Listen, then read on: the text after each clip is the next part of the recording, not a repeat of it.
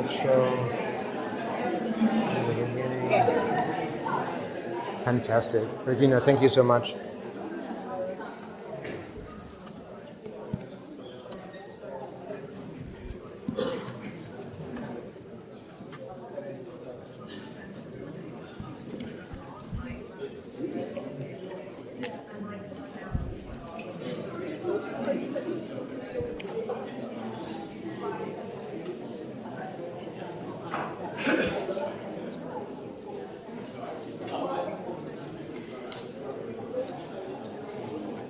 Good evening. Thank you all for coming. My name is Martin Rule, and I'm trying to answer this question for you tonight. Fascism was one of the most murderous movements, ideologies in the 20th century and beyond.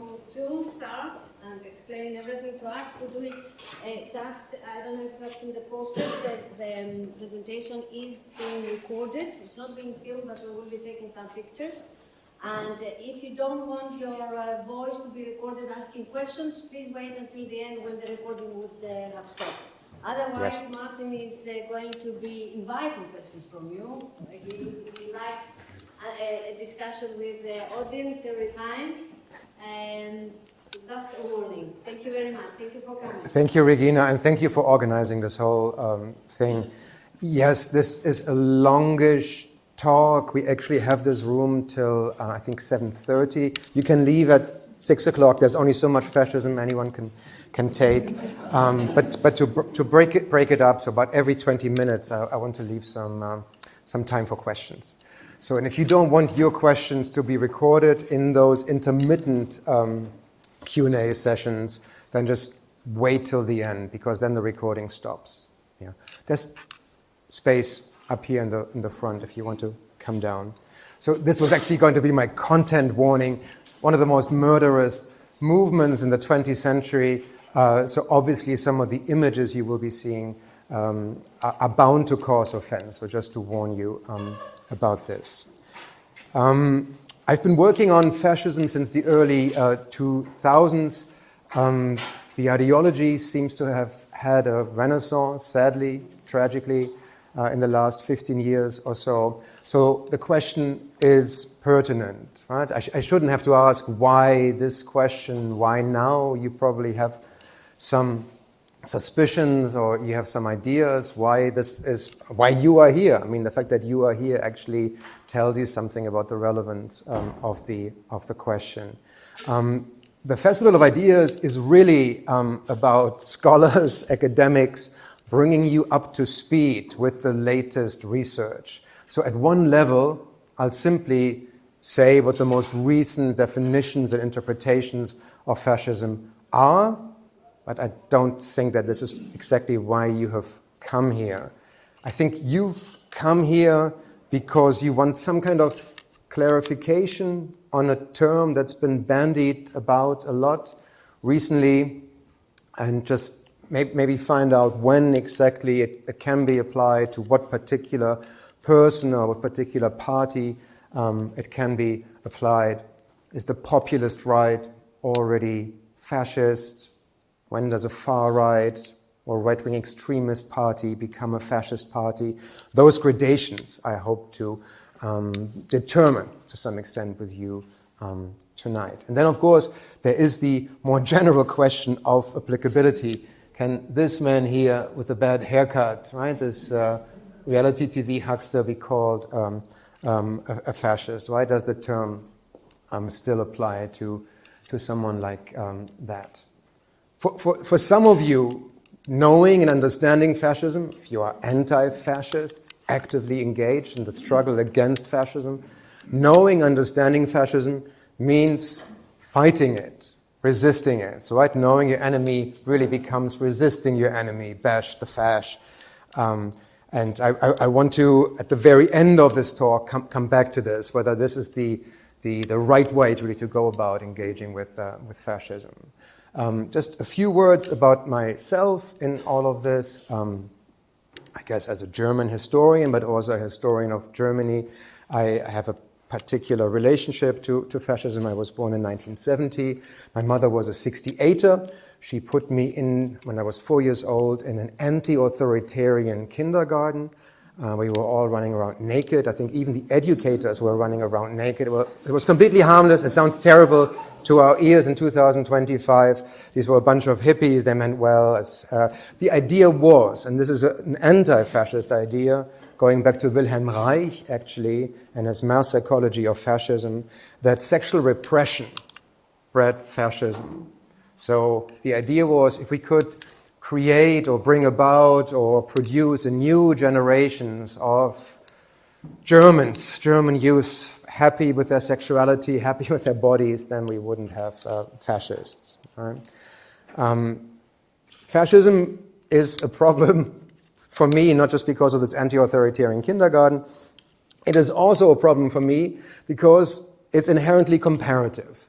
And comparison invites, to some extent, relativization.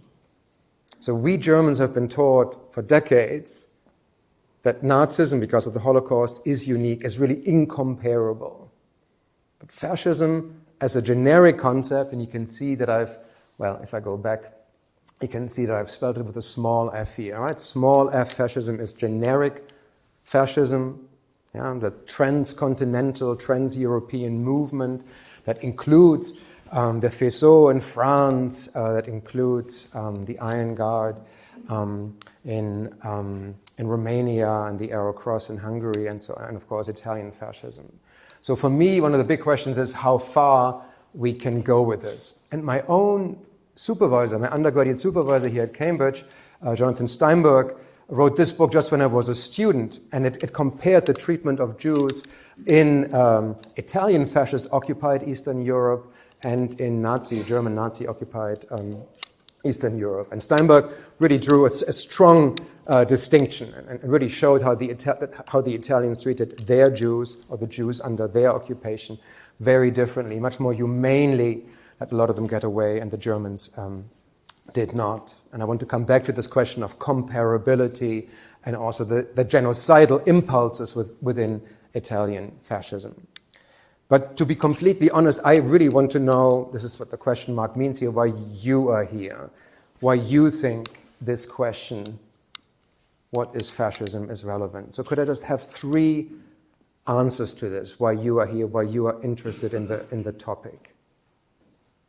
Anyone? British people are very, very unkeen to ask a question. I'm not British.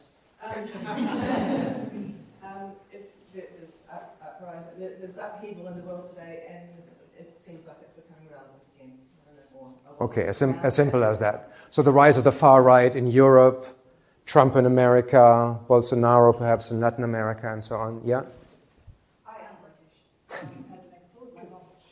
don't think I understand it properly. It's a term I hear bandied around, but I don't really understand it. So I'd like to. Yeah, it is very widely used and mostly very loosely. It also has become a term to end the conversation.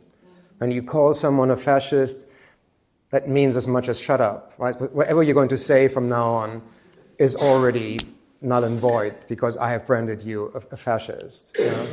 It's a conversation ender, if you want, not a conversation starter. Sorry, that's a stupid point. And the third reason, maybe another one? Yes? What's the difference between fascism and totalitarianism? Yeah, there's space down here. Plenty of space down there. Down here. Those were 2 concepts that were developed after 1945, after the Second World War. Totalitarianism as a concept originates with Hannah Arendt. She wrote a book in 1953 called The Origins of Totalitarianism. And totalitarianism says the right comparator for Nazi Germany, or for Hitler's Germany, is Stalinist Russia. Yeah? We look at the style, we look at the form of these 2 regimes. Total control of the individual, complete erasure of liberty, of the private sphere. Yeah? So we look at the governing style of those 2 regimes. Fascism really says we should compare Nazi Germany to fascist Italy, to Hitler's Germany, to Mussolini's Italy. Yeah? Totalitarianism is often seen as a Cold War concept because the new enemy, of course, of the West after 1945 was Soviet Russia. Fascism is actually by origin a socialist concept. It's a group of communists, Marxists actually, Trotsky, Georg Lukács, Bertolt Brecht, who formulate this idea. And they see fascism really as a stooge of capitalism. There's a famous line by Max Horkheimer, also a Marxist of sorts, who says, "He who does not want to speak of capitalism must also be silent about fascism." Right? Capitalism in crisis breeds fascism. The big businessman who wants to fend off the proletarian revolution uses the brown shirts, the black shirts, as a stick to keep the proletariat down. That's the idea behind fascism. Okay. All right, so let's get back. I really oscillate between these two. I am a historian by training, so for me to answer the question, what is fascism, is always asking the question, what was fascism? And this book by Stanley Payne, really, to this day, came out in 1995, is still the, I guess, standard work on the history of fascism. But my girlfriend said, you must not bore them by historicizing it all the time. They want to know about this year, right? What it is today, the resurgence of fascism. This is a special issue from the New Statesman. So the goals of this lecture are, on the one hand, to make a case for the use of this generic concept, to say that it makes sense to compare Nazi Germany to fascist Italy, for instance. And I think it's actually important if you want to de-nazify fascism. The younger people in here, you've been to school. Usually the only thing you learn in A-level history is Nazi Germany. There's not very much usually on fascist Italy or the other fascist movements in Europe that didn't come to power in the 20s and 30s. So our understanding of what fascism with a small f, right, generic fascism is very much determined by Nazi Germany. And that puts the bar really high when it comes to assessing whether a contemporary movement or party qualifies as fascistic, right? Because if it's not genocidally anti-Semitic, if it's not like the Nazis, then it's not fascistic. If we look more at Italy, and that's what I mean by de-nazifying fascism, if we really look at Italy, Italian fascism as the originator and the template really of what fascism is, we get a quite different understanding of fascism, I think a more helpful one. And that's what I mean by making a case for this generic concept and by de-nazifying it to some extent, right? Moving away from this Germanocentric, Nazi-centric understanding of fascism. And if we look at fascism and the enormous, murderous challenge it posed to the liberal capitalist order of the West in the 20s and 30s and the first half of the 40s, we can learn a really important lesson. And perhaps this is the big lesson I want you to learn tonight. I hope this doesn't sound condescending, but the one thing I would like you to take away is really the fragility of our liberal order, because we somehow think that the way it is now, liberal democracy, is the way it's going to be. Maybe now, in the wake of the 2008 financial crisis and maybe the 2015 refugee crisis, the populist right, the far right, is on the move forward. But eventually, our liberal, parliamentarian, democratic ways will be re-established. The waters will be calm again. And I think that's wrong. I think fascism really teaches us how brittle these liberal parliamentarian foundations were. They crumbled within a few years. By the late 1930s, most observers in Europe thought capitalism for one thing, but also liberal democracy were on the way out, and that fascism was the thing of the future. So historicizing it, looking back to what happened in the 20s and 30s, is also very relevant to us now, to the present now. And of course, as I said before, I want to clarify the concept a little bit, give you a better understanding of what it was and what it is, to arrive at a more really focused definition that you can hopefully use in dinner conversations. I hope you don't talk about fascism over dinner. That's not really the point. So I want to historicize. I want to show you that to understand what fascism is, we have to understand what it was and how it came about. And I think one of the questions, if fascism is on the way back, is also a question, what were the conditions back then in the 20s and 30s that allowed fascism to come about? The defeat in war, the Italians are on the victorious side, they're on the Allied side in the war, of course, but they think of their victory as a vittoria mutilata, a mutilated victory, an insufficient victory. They only get parts of the Austrian Empire, not what they really want. So there's an enormous sense of victimization on the German side and on the Italian side, and that triggers a lot of what happens then with the March on Rome in 22 and the seizure of power in 33. And at the very end of this lecture, I want to reflect with you, really in conversation with you, on the continued relevance or not of the concept. I'm not the first to ask this question. In fact, in 1944, when he had started writing 1984, the title of the book was an inversion of the year in which it was published, 1948. That's the publication date, right, in 1984. It's just sort of a mirroring of the two numbers at the end. George Orwell really believed that to understand fascism is really to understand something absolutely important about his own time. And that, for me, is the question, because I think fascism tells us something about the very nature of politics. Politics is about power. Max Weber, one of the great political and social theorists, says that the state really is the bearer of the monopoly on legitimate violence. So violence is at the very heart of politics itself. And fascism is the ultra-violent, it's the most extreme form of violence. So I think if we look at fascism, we don't look at an aberration of politics or political pathology, something that went wrong. I think if we look closely, we can see the actual essence of the political. That's something to take away. Fascism, as I'm going to argue later on, is predicated on a really stark distinction between us and them. I'm quoting the title of a book here by Jason Stanley, came out a few years ago. It's entitled How Fascism Works, the Politics of Us and Them.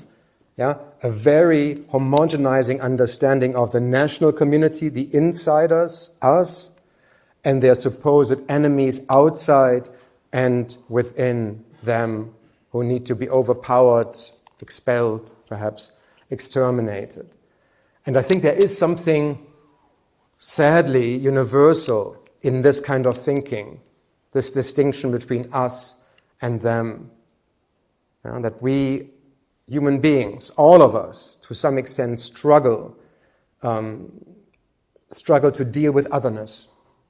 However that otherness is defined, when we encounter the other, an other, something that is strange to us, we lapse back onto our own identities. So again, fascism can teach us something more general, something more universal, I think, about how we act, how we think, how we feel. And there is something else. The French postmodernist philosopher Michel Foucault speaks of the fascism within us, and he says that we all have certain fascist tendencies. Seeking to be dominated, wanting to be dominated, also wanting to dominate, kind of self-assertion, but also a masochistic yearning for being dominated over. And at the very end of this lecture, I hope we can come to this point here, what it really tells us about ourselves. Okay, so to begin, when we speak of fascism with a small f, we imply that fascism is more than Mussolini, right? The originator of fascism. That's fascism with a capital F. We really assume that we should approach small f fascism as a trans-European phenomenon, including Nazi Germany, including this man on the right here. Yeah, so we're comparing, we're contrasting, and we're really trying to see those two movements as part of something larger. And that also means, as I already indicated, that German fascism, or the German version or variant of fascism, is not unique, that there is no German Nazi Sonderweg or special path in a way. And that raises, as again I indicated at the beginning, a problem for me, certainly as a German, namely, by comparing, do we end up relativizing? Do we make somehow the Holocaust seem less unique? In 1985, Jürgen Habermas, the great left liberal German intellectual, said, comparisons are inherently dangerous. The idea that the Holocaust, those Nazi crimes between 41 and 45, that they are unique, the acceptance of that is absolutely foundational to the identity of the Federal Republic. So my first point would be, and here I'm drawing on Timothy Mason, a Marxist scholar, to shed some of those pieties like Habermas. I think we need to compare, and I think by comparing, we can actually see what is unique. You can really only find out what is unique about the Nazi Germany case by contrasting it. Yeah? Just assuming uniqueness without comparison doesn't work, right? So the Holocaust is a peculiar part, right, of something much larger. And by thinking comparatively, we are also forced to think differently about Italy, not just about Germany. For the longest time, Italian publicists, intellectuals, historians have been telling us, certainly in the 50s and 60s and 70s, that their brand of fascism was very different from the German brand. Yeah? That theirs was not as violent, as radical, as genocidal as the German brand. This became part of a post-war narrative. Italiani brava gente, the Italians are good guys, are the good guys, right? They didn't do what the Germans did. But recently, we've actually been forced to confront the fact that in their two African colonies, in Libya and in Ethiopia, there was genocide, that there was a real genocidal impulse in Italian fascism as well. And I think it was through the comparison with Nazi Germany that this came to the fore, right? Those are the two colonies, Libya and was called Abyssinia then, now called Ethiopia. So when Charles Mayer, a great historian of Germany, says here that the Italian involvement in genocide is still being hotly debated, I think it has ceased, as from 95, has ceased to be debated, right? But it was clearly this Italian involvement in genocide was seen as the issue marking off Italian fascism from German Nazism. And Mayer rightly, I think, says, yeah, we should not do that. We should really look at them together, right? We're not just distinguish between their fascism and Nazism. Some people, some scholars, and Gilbert Allardyce is one of the most distinguished scholars of Italian fascism. They say fascism shouldn't be used as a generic term at all. He says the term fascismo has no meaning outside Italy. Fascism is really only Italian fascism with a capital F. And I think that is nonsense, so a cross goes through it. And we really need to look at it as a transcontinental thing, something that happens throughout the 20s and 30s. And we need to look at Nazism as a variant of fascism. The dark red dots are places where fascist movements came to power. The light red dots is where they didn't, but there were fascist movements nonetheless. And you can see that in the 1930s, right, we have fascism all over Europe. I would disagree with this. I do not think that Franco's Spain or Salazar's Portugal are fascist. I'll come back to that later. But we certainly have the Iron Guard here in Romania, the Arrow Cross in Hungary, and we have fascist movements who come to power because of the German occupation in Scandinavia as well. So, importantly, fascism is not just more than Mussolini, it's also more than Mussolini and Hitler. It's literally everywhere in the 1920s and 1930s in France. And that these movements didn't come to power doesn't necessarily mean that they were weak. They were often very numerous. They didn't come to power for a variety of reasons. Sometimes just because another authoritarian right-wing regime was in power and didn't create any kind of breathing space for these fascist movements.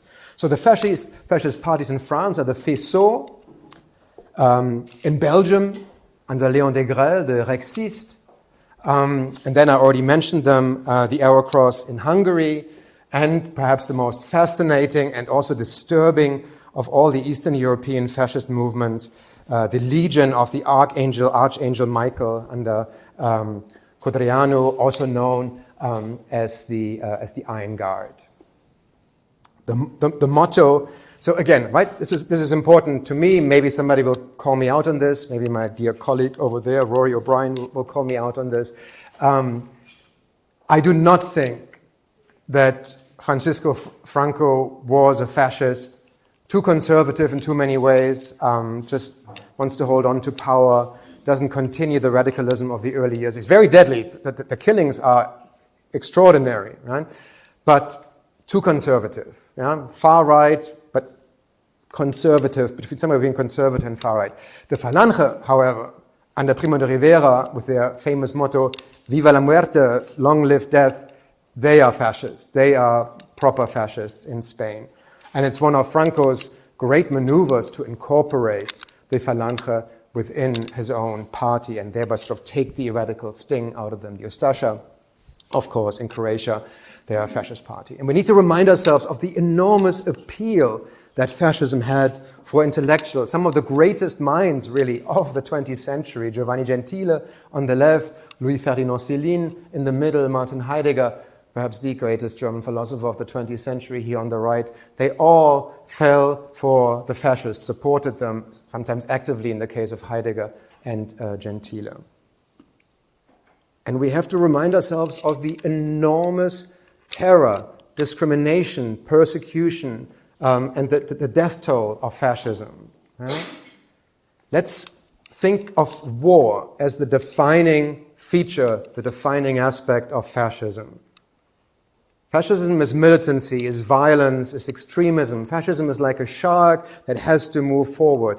War, conquest, expansion, that's intrinsic to fascism. And this is also, paradoxically perhaps, the reason why in the end these two fascist regimes succumb. So let's think about World War I as the war that made fascism. There's an unhappiness with the Versailles settlement. Italy, as I said, in the Vittoria Mutilata, doesn't get those regions that it had been promised in the London Treaty. And let's think of World War II then as an attempt by the two fascist powers, fascist Italy, Nazi Germany, to undo Versailles, to undo the Versailles settlement. Yeah? So the war that made the Nazis and the war that sort of tried to undo the consequence of that first war. And we can really see that post-war Europe is a product of fascism, of this fascist challenge to the Versailles Treaty. And I'm just trying to bring home to you the enormous impact of fascism. Yeah? The geopolitical trajectories of these Central European and Eastern European countries were forever changed by that fascist aggression. The death toll is well known to you. It's extraordinary. Yeah? So, reminding ourselves of this enormous impact, is important because it allows us to avoid this. Yeah? What I call the enormous condescension of posterity. Because looking back at those years, the 20s, 30s, early 40s, from the vantage point of the 21st century, we are tempted to say this was just a temporary, a brief aberration, a lapse. In a way, to be superseded or succeeded by a much more important, significant challenge, namely the communist challenge to the Western liberal order. Yeah? We tend to denigrate fascism. We tend to overlook its enormous importance. British scholars in particular, Roger Scruton, for instance, but also Hugh Trevor Roper from Peterhouse College, from Peterhouse, just down the street. They've said fascist ideology is nonsense. It's completely eclectic, right? There's no rhyme or reason to it. It's bestial Nordic nonsense. That's what Hugh Trevor Roper said. For Alan Bullock, the first British English-speaking biographer of Hitler, and for Dennis McSmith, the first English speaking biographer of Mussolini, Hitler and Mussolini were just mountebanks. They were just holding on to power. They had no ideology, no worldview. There was really nothing, no goal. There was no ideological core to anything that they were doing. A.J.P. Taylor said this about Mussolini. Yeah? For me, this is part of this condescending, as it were, behavior of historians towards what happened there. We forget that fascism, this is the first point up here, was the only new political ideology of the 20th century.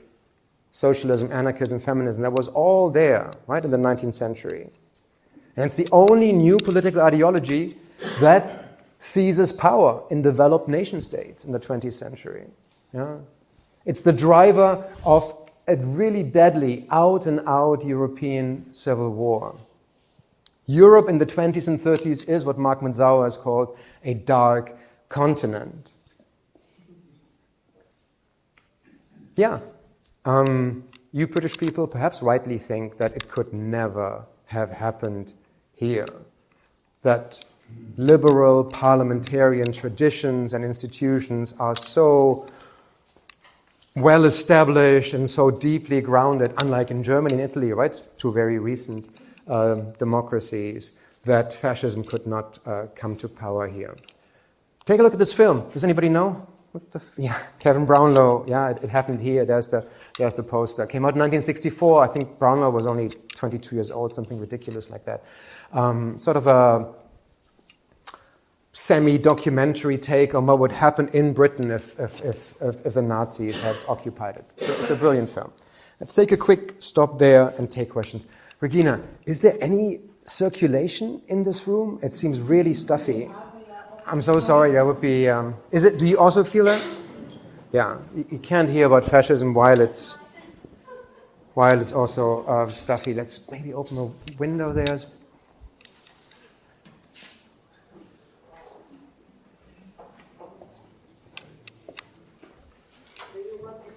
No. Oh, that's a great idea. Sorry, Regina, I don't mean to.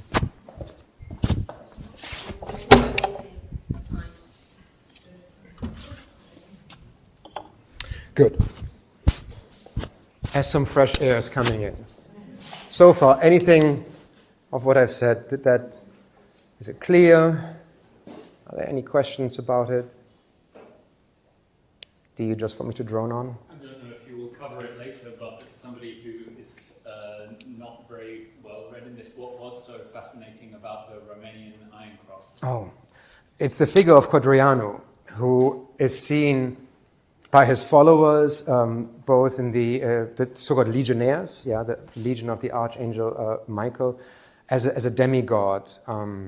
These are often not very well educated people, but he became something like a messiah. He was treated like a messiah. When he rode on his white horse into Romanian villages, people fainted and touched his feet and abased themselves before him. He was killed. If he had lived, who knows? He was an extraordinarily charismatic figure. I'll talk more about charismatic rule, the sort of Führer cult, as a characteristic, as a sort of feature of fascism later on. And by all accounts, Codreanu's charisma completely outstripped that of Hitler or Mussolini. Yeah, Robert. It follows on from this excellent question. It's to do with the question of pseudo-religious dominance or worship. Christopher Hitchens often used to talk about things which he considered were fascist. He was prefaced with things like religious fascists, as opposed to presumably to draw a distinction between something that people might imagine as secular. But it seems the point you're making about Romania, there's some baggage to do with religious worship and fascism, which I wasn't completely aware had such a currency. Yeah, it's a theme that goes back to the German Jewish scholar Eric Voegelin. On the Italian side, it's been treated by Emilio Gentile. reading fascism as a civic, as a secular religion, as a sort of a surrogate religion, with the leader, the Duce, il Duce, or der Führer, as both a kind of prophet and messiah at the same time. I'll talk a little bit later on about the liturgical, these sort of quasi ritualistic aspects of fascist rallies, fascist gatherings, and the religious symbolism is extraordinary. Hitler was aware of this. A lot of the speeches you can see where he directly invokes the New Testament, things like this. The idea of martyrdom is very, very pronounced. You know, that when you die for the movement, it's a sacred death. So we could think of this as a sacralized politics. And Hitchens, as you know, controversially perhaps, supported the invasion of Iraq, right? And a lot of fascist scholars think of Saddam Hussein's Ba'ath Party, which Ba'ath means rebirth, rejuvenation, as fascistic, as meeting a lot of those criteria of fascism that I'll be talking about later. Yeah. When you said about the condescension of posterity, do you think it's more like a deliberate thing to kind of like a way of looking at it that's kind of, I don't know how to word it, so deliberate, or it's actually a valid opinion? I don't think it's deliberate. I think it is an almost inadvertent, unintentional, tap on your own shoulders, Battle of Britain, we stuck it to the Hun, and that was it. That's the end of fascism. Fascism is so out there, it is so pathological, right, that it cannot really happen here in the West, only there, in Central Europe, maybe in Southern Europe, right, where liberal democracy had not, a long enough tradition. That's what I mean by condescension. It's almost forgotten. We think of the 20th century, Eric Hobsbawm, for instance, in his great Age of Extremes, right? For him, those extremes are communism and capitalism or liberalism on the other hand. Fascism is really just a side story. And for me, it is so much more than that. I think it's a really central part of this Age of Extremes. I should probably press on. Is that okay? Good. So now that we've talked a lot about the spread and the impact of fascism in this period, let's actually look at the nature of fascism, what it is. So the problem with definitions is really that fascism is so often simply used as an instrument of negative political categorization, meaning a boo word, if you want. So how do we actually move from the more neutral, scholarly, analytical way of using the term? How do we popularize it? Now, can we actually use it cleanly? It is used just to put an opponent down often. There's a lot of debate. As I said, it's very loosely defined. Few people outside academia seem to have a good grasp on it. But there are some things that we can all agree on, I think, what fascism is. And here they are. And I hope you agree with me. Right? It's reactionary, it's anti-democratic, and it is racist. I see nods. Okay, I think it's wrong. I think all three are actually misconceptions or even myths about fascism. The first claim that fascism is reactionary, I think that's a hangover from these early socialist or communist interpretations of fascism. Already in the late 20s and the early 30s, as I said, Trotsky, Gramsci, Lukács, they've been telling us that fascism is just an instrument of finance capital. The sort of stick to fend the proletariat off with. You can see this beautifully in a cartoon by John Hartfield, a communist himself, right? That Hitler is not actually the big man. Yeah, he's dependent on this industrialist. Kleiner Mann, small man. Hitler wants a big donation. Yeah, it's the same idea here, right? fascists really as puppets on the strings of big business, of finance, capital. And I think this is a very dangerous misunderstanding. The Nazi Party, for one thing, was completely self-financing. Most industrialists in Germany, like Thyssen, this is Fritz Thyssen, yeah, did not trust the Nazis. There was too much socialism and national socialism. So it's just a misreading. It's also a dangerous misreading in the sense that it makes us believe that fascism was counter-revolutionary, right? Capitalism is in crisis. Fascism is a means by the bourgeoisie, the ruling class, finance, capital, what have you, to stop the revolution of the proletariat.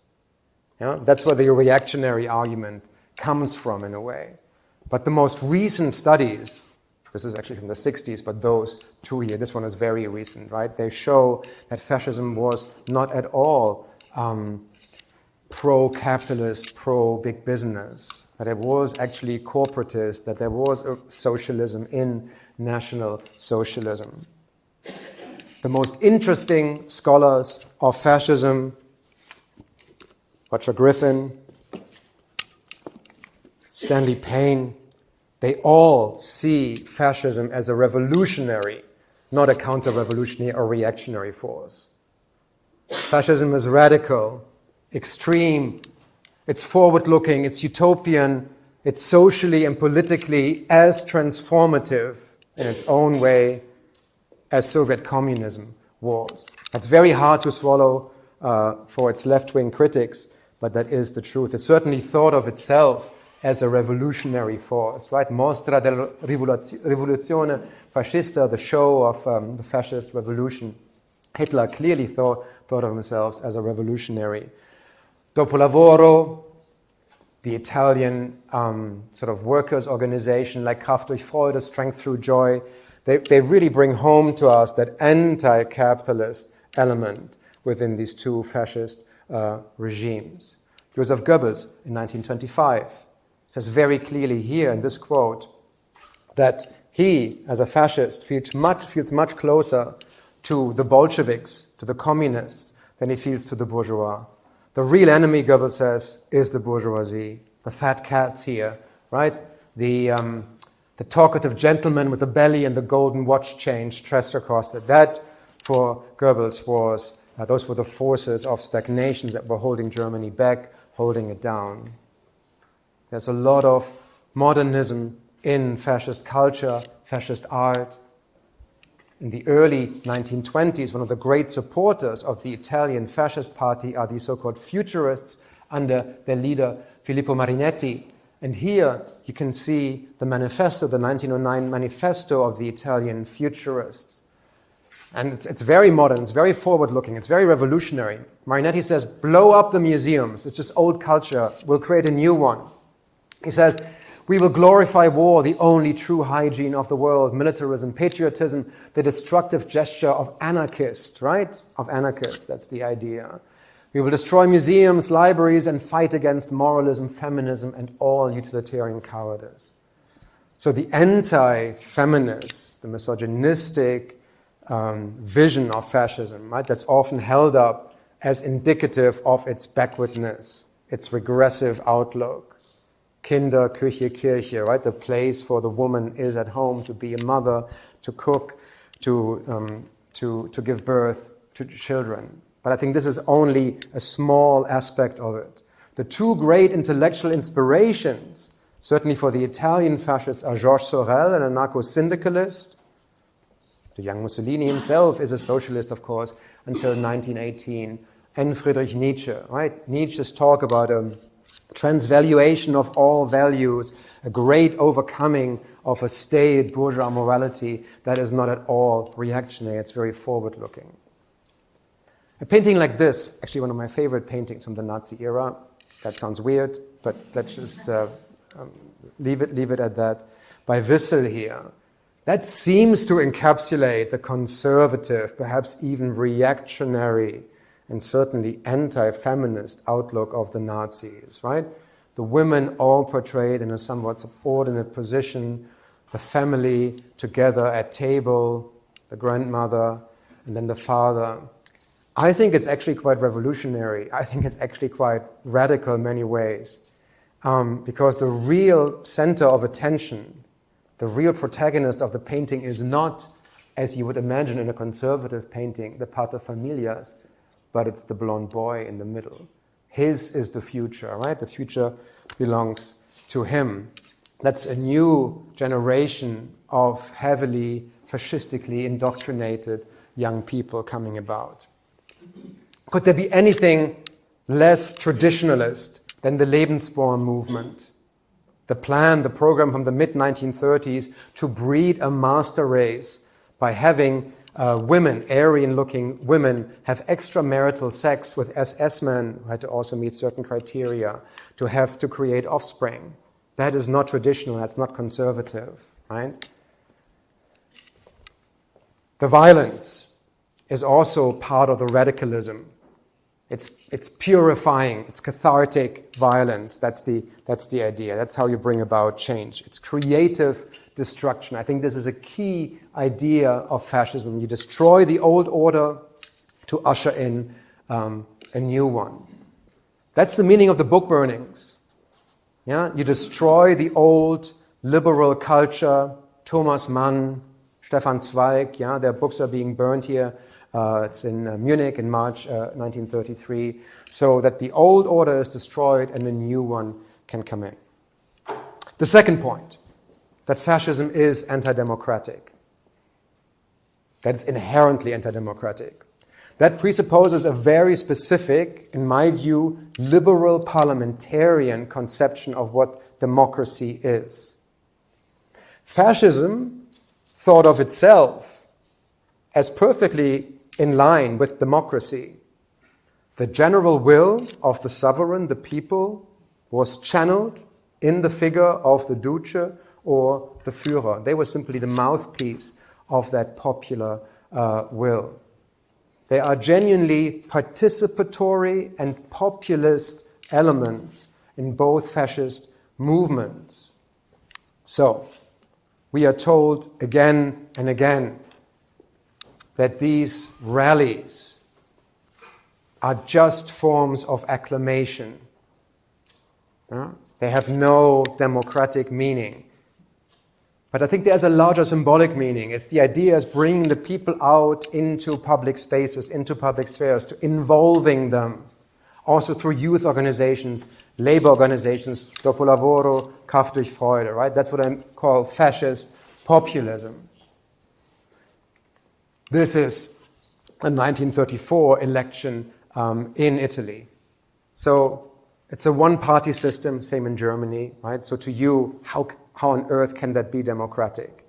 But it is still about acclamation. It is still involving the people. There are still plebiscites. Mussolini is portrayed here as a kind of tribune, right? Il duce tra il popolo acclamante. Right? He's being acclaimed. He is literally channeling, expressing their will. In school in Germany, we were always told how dangerous plebiscites are. I guess British people did not listen to this, 2016, right? Because plebiscites are really just, they're inherently, supposedly undemocratic. But they're not. It's a form of direct democracy, right? We're always told, oh my God, look, they were really, the German voters, in inverted commas, were told where to put their cross here, right? This is in 1938 after Hitler had annexed Austria. He's asking the German people to ratify, to legitimize what he'd done. Yeah? Do you, my German folk, agree with what the Führer has done? Then put your cross there. But in theory, at least, you could have put your cross there. For me, the remarkable thing is not what the Nazis were trying to do there, in influence their voters. The remarkable thing is that they had a referendum at all. If this is a brutal, repressive dictatorship, why have these plebiscites? Yeah? So I think we need to take those populist aspects seriously. The same in Italy. So here we have the Italians being told what they have to vote. This is in Rome, in the Palazzo Braschi, right? See, yeah, that's the only thing you can vote. And sure enough, in the cabin, it was clear what you voted in 34, right? If you voted C for Mussolini, then it would be clear to the people overlooking the elections because it had these colors, whereas the no vote had that. You know? But still, they were referendums, there were plebiscites. And that, for me, tells us something about the participatory elements in these dictatorships. The very influential Nazi jurist, Nazi lawyer Carl Schmitt argued in a series of writings in the 20s and 30s, he was a great admirer of Mussolini, that a dictatorship was perfectly compatible with democracy or the other way around. In a moment of crisis, the people elected one ruler to express their will. That was absolutely fine, right? This is Carl Schmitt's very influential text, The Concept of the Political. A sovereign dictator acting in the interstices, sort of the in-between, between two periods of positive constitutional order, must homogenize the community by appeal to clear friend-enemy distinction. That's the us and them. Democracy, if you really think about it, what is democracy? Democracy means rule by majority decision. Yeah? And once the majority has decided, that's it. Then the minority that has lost has to shut up. Democracy is about a decision. A liberal, a parliamentarian democracy is about debate, is about compromise, is about allowing the minority to still have a say in parliament. But at its heart, democracy is about a decision. And Schmitt saw that. And this really brings us, I think, to fascism or these fascist dictatorships as revealing to us something important about the very nature of politics. The third myth or misconception, as I see it, that fascism is inherently racist. There was certainly in Nazi Germany a lot of racial hate. And there was a hierarchy of hate, right? Obviously with the Jews at the very top of that terrible totem pole, then the Slavs, then the Sinti and Roma here, fahrendes Volk, traveling people, and then Afro-Germans. But that's still a very Germanocentric vision, because in fascist Italy, race did not really matter. In Italian fascist ideology, race was not a big theme. Yes, of course, in Libya and Ethiopia, as we see, Italy pursued racialized discrimination, there was segregation, there were terrible genocidal practices in both Libya and Ethiopia. But those are no different from the genocidal or segregationist practices of other liberal democratic colonial powers like Britain or France. Yeah, that's the old civilizing mission argument. If you look at the doctrine of fascism that Mussolini writes, race is a very small theme. Right? So there is genocide, of course, even in Italy, but in the programs, in the speeches, racism, certainly anti-Semitism, doesn't feature at all. In fact, Jews, Italian Jews, were overrepresented in the Italian fascist party, and they were completely emancipated in Italy, had the same rights as Gentile Italians until 1938, when Mussolini, under pressure from Hitler, introduces the race laws. Is it getting a bit cold? Should I close the door again? Okay. Mussolini again and again mocks Hitler for his Nordicist nonsense. When they finally meet for the first time, Hitler was a great admirer of Mussolini. It's one of these sort of big, unreciprocated love stories of the early 20th century. But Mussolini, underneath his breath, when he met him in Venice in 1934, he said, "È un pazzo." Yeah, he's a madman, this guy's an idiot. And Hitler just quotes from Mein Kampf, and Mussolini just doesn't want to hear anything of it. Yeah, racism, these Aryan, these Nordic supremacist ideas, they really don't gel with the Italians until under pressure from the Nazis, right? In 1938, that's a big turning point. That's when the Italian fascists throw in their lot with the Nazis because they're not ready for war, but they want war, yeah? And then they fall in line with the Nazi race laws. But that's not on their own behest.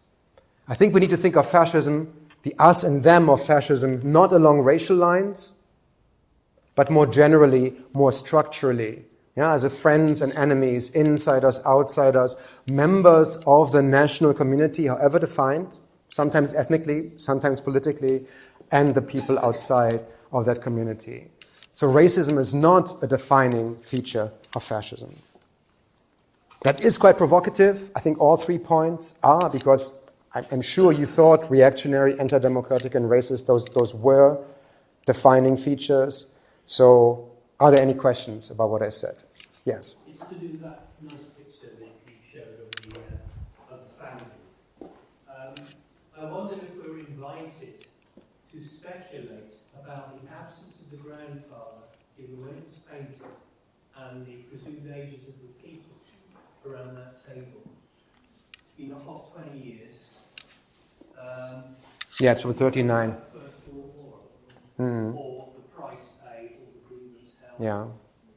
That's a great angle on it. Thank you. No, I think that sounds convincing to me.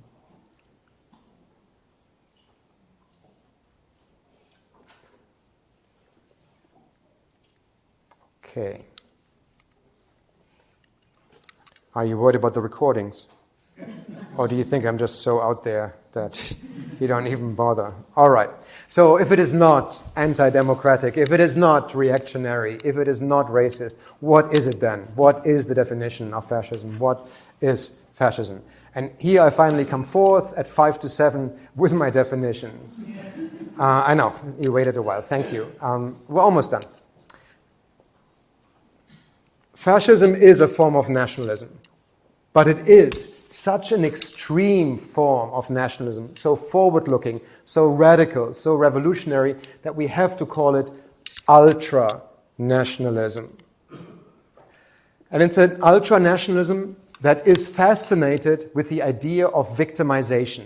The nation has been oppressed, held down, it's in a state of decadence, whether self-incurred or otherwise, and it needs to break out of this. It needs to be made great again. Sorry, this is Trump, but no, but this is really the idea, right? Italy needs to be great again, Germany needs to be great again. So it's palingenetic. Palingenetic is a multisyllabic word. It simply means national rebirth or rejuvenation. But the idea of palingenetic renewal is that it's renewal out of destruction. As I said earlier on, right? The old order that has caused the decadence and decline of the nation has to be completely, comprehensively, violently undone so that this new, bright future of national rejuvenation can be brought about. And it is a nationalism of the entire people. It's not an elite that sort of somehow claims to speak for the nation. The entire nation has to be involved in this renewal. That's why it's a populist form of palingenetic ultranationalism. I know that's a mouthful, but that would be my shorthand definition of what fascism is.